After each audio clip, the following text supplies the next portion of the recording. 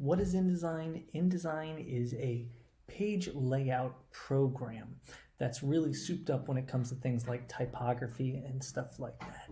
And so when you open up InDesign, you'll see something like this. You won't have any recent files, obviously, but we'll have to create a new document. So simply go to Create New.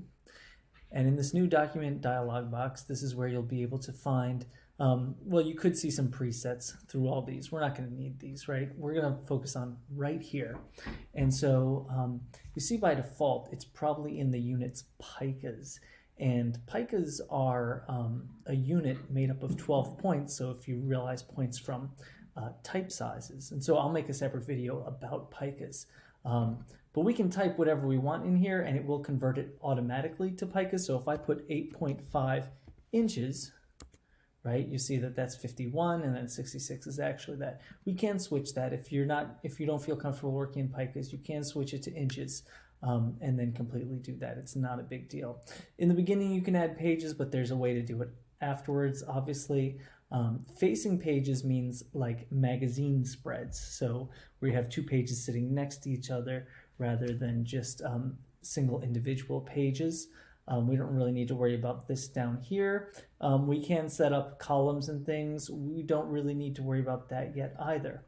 Margins down below will give you this non-printing indicator of what the margins are. So that's the area outside of, kind of you don't want to go outside of. We'll look at that later. And then there's bleed and slug. And so if you remember, I may have mentioned bleed before. Bleed would be where you put more things, a slightly larger area. So when you send it to the printing press, right, in case there's any kind of misregistration or miscut, there's still some image there or color there to do.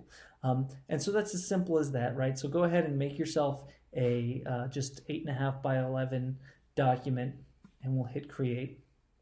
And right here we'll have everything set up here. Sometimes the workspace, I prefer Essentials Classic, and let's just look at the difference. Right now, by default, you'll have Essentials.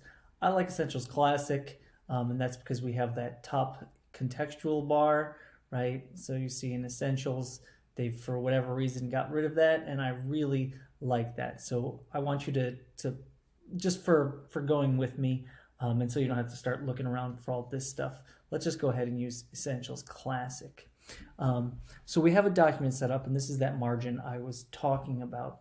And it's a non-printing thing. Just because you see it doesn't mean it will print. And if you want to see what your document looks like printed, if you hit the W key back and forth, right, you'll actually see a preview of the document. So if you had something that was, say, off of the frame here, so let me just do this so that you can see it, right, you notice that it trims off there.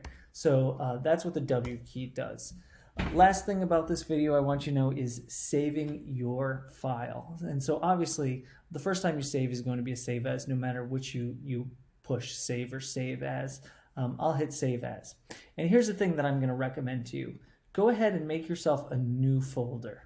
Okay, so I'm going to call this maybe project 1, right? And hit create. And then I'll call my file project 1 as well. And you'll see it'll be saved in a 2020 document, InDesign 2020 document. I hit save. And if I mosey over to my desktop, right, you can see that we have this INDD file.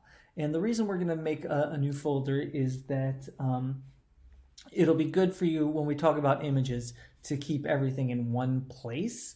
You don't have to, but just since we're not working with big networks of images and things, it's probably best that you put them in one place because images are actually linked and not embedded. And we'll talk about that more when we get to images.